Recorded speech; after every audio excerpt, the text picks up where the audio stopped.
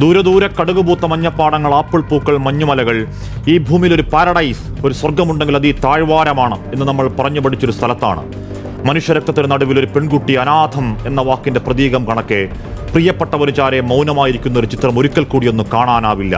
ആ നിശബ്ദ വേദനയ്ക്ക് എന്തൊരാഴമാണ്. ആ കൈകളിൽ കിടക്കുന്ന ചുവന്ന കുപ്പിവളകൾ മിണ്ടാതെ പറയുന്നുണ്ട്, 6 നാൾ മാത്രം നീണ്ടൊരു മധുവിധ മധുരം. ആർത്തുകരയാൻ പോലും പാങ്ങില്ലാത്ത പകപ്പിൽ, ആ ഇരിപ്പിൽ നിശബ്ദം നിസ്സഹായം ഇടനെഞ്ചിലൂടെ ഹൃദയത്തിന്റെ ആഴത്തിലേക്ക് വിഷം തേച്ച ഇരുമ്പാണികൾ അറഞ്ഞു കയറ്റും പോലെ കൊത്തിവലിക്കുന്നുണ്ട് ആഘാത വേദന. ഈ രാജ്യത്തിന്റെ കൊക്കിന് ജീവനുള്ള കാലത്തോളം മറക്കാവതാണോ?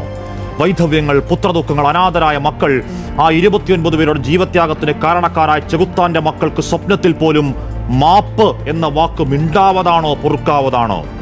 അന്ന് പത്താൻകോട്ടിൽ, പുൽവാമയിൽ, ഉറിയിൽ, അമർനാഥിൽ, റിയാസിയിലൊക്കെ കുരുതുകൾക്ക് ശേഷം പറഞ്ഞ പോലെ അടിച്ചുവെച്ച മട്ടിലാണ് റെഡിമെയ്ഡ് പ്രതികരണം.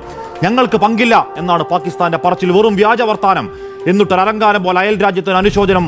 ആർക്ക് വേണമടോ കൊണ്ടുപോയി പുഴുങ്ങി തിന്ന്. നിങ്ങളുടെ ആത്മാർത്ഥതയില്ലാത്ത വെറും വാക്ക് മിസ്റ്റർ ഷഹബാസ് ഷരീഫ് അഥവാ രാജ്യത്തിന്റെ പ്രധാനമന്ത്രി.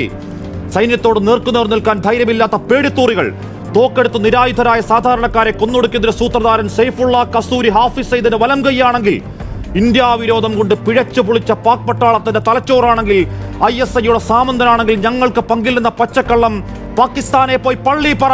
മറന്നവരാണ് നിങ്ങൾ.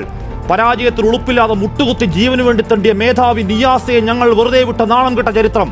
കാർഗിൽ തിരിച്ചോട്ടം, ബലാക്കോട്ടിന്റെ നീലാകാശ് നിറഞ്ഞ മിറാഷ് വിമാനങ്ങൾ, താഴെ ചാമ്പലായി ചത്തുമലച്ചു കിടന്ന ഹാഫിസ് സയ്യിദ് അടവച്ചിറക്കിയ അന്ധകവിത്തുകൾ, മരണവക്താക്കളൊക്കെയും മറന്നതാണെങ്കിൽ പഠിക്കുന്നില്ലെങ്കിൽ കാത്തിരിക്കുക ആവർത്തന ചരിത്രം. ചോര കൊണ്ട് അശനിവാദം, ഈ മഹാരാജ്യത്തിന്റെ പ്രതികാരം തടുക്കാൻ നിങ്ങളുടെ സൈനിക മേധാവി ഉണ്ടല്ലോ. ഇന്ത്യ വിരോധം തലക്ക് പിടിച്ച് വട്ടായൊരുത്തൻ അസീം മുനീർ, അയാളും അയാളുടെ കൂലിപ്പട്ടാളവും കുറച്ചുകൂടി മൂക്കണം. ചെറുക്കാമെങ്കിൽ ചെറുക്ക്.